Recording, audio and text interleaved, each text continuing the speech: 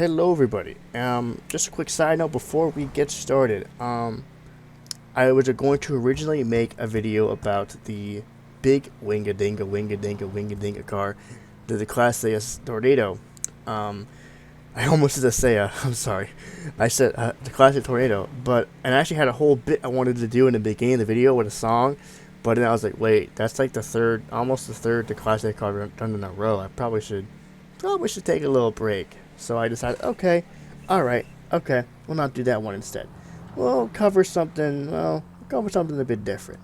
So we've had a pretty good range of quick and agile cars since I've returned to Liberty City, or not Liberty City, Los Santos. And I think it's time to take a break and pick something more industrial. 1993 Vapid Benson. Imagine a Daihatsu mule, but just a tad bit faster and more torque. Hey, you, Vapid Benson review, forever in depth to my goals advice. Hey, you, Vapid Benson review, forever in debt to Michael's advice. Michael's advice.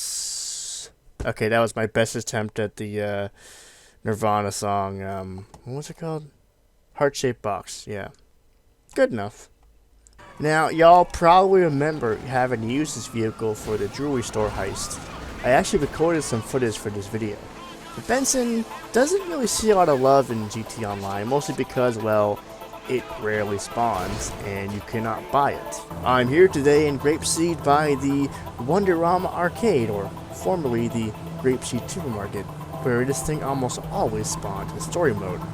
I've had a few times where it even spawned in online mode, but those were very rare occurrences. So rare, in fact, I don't even have screenshots. I would always say screenshots of like any rare spawns in GT Online, but this is one of those cars I've never screenshotted on online. So there you go. Now the Benson's been in the game for a couple of games now. I started off in GTA Vice City, resembling a late 70s Ford F-Series Cube van, similar in design to the Mule. The design remained basically unchanged throughout San Andreas and Vice City stories, until the Benson made its triumphant return in GTA 4, looking more like an international 4700 series delivery truck, which now brings us to the modern Benson. So, there isn't a lot of information online about the 4700.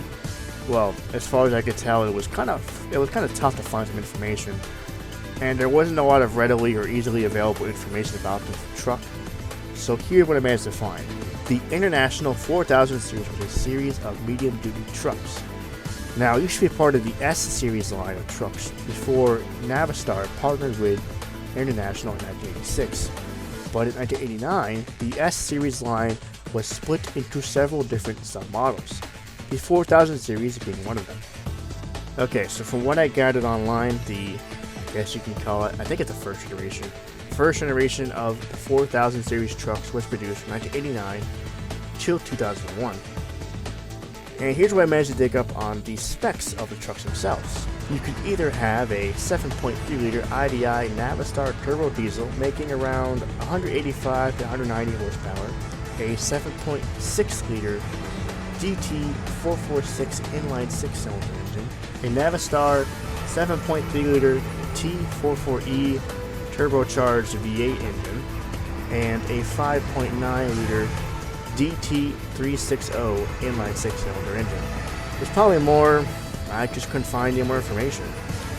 Transmissions range from a Allison MD3060 automatic transmission, a Fuller 5-speed manual transmission, or a Spicer 5-speed transmission.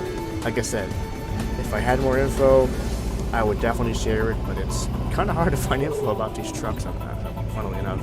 I guess you just have to be like in the circle of people who know these things. I'm not in the circle, I guess, so there you go. Alright, with all that information out of the way, let's get back to the Benson. According to the badging, the Benson features a intercooled V8 engine, somewhat similar to the IDI or the Navistar engine on the 4700.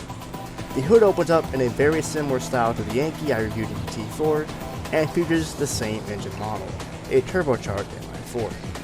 Now, first thing I notice about the Benson is, despite its size, it's kind of fast actually.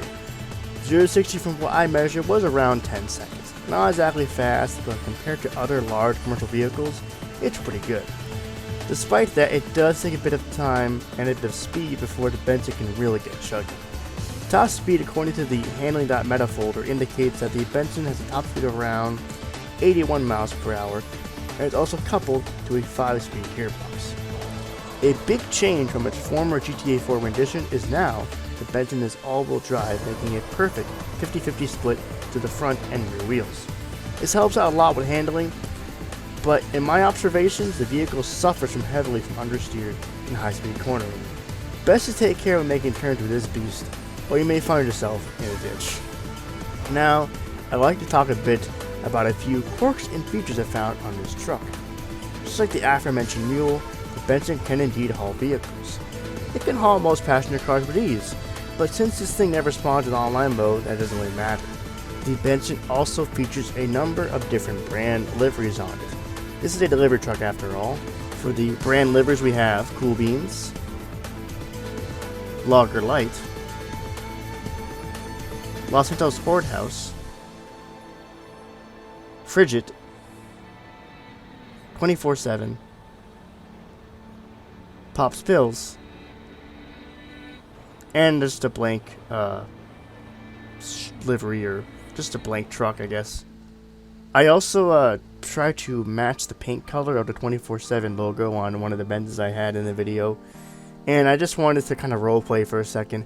I was in a day of the life of a truck driver for 24/7.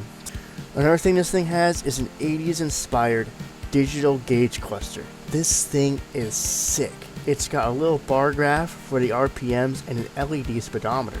It also has a little bar graphs for the fuel and temperature, but I find this rather odd to be put in a commercial truck of all things. This sort of display would be right at home in something like, I don't know, the Woodard Faction, but this is just bizarre.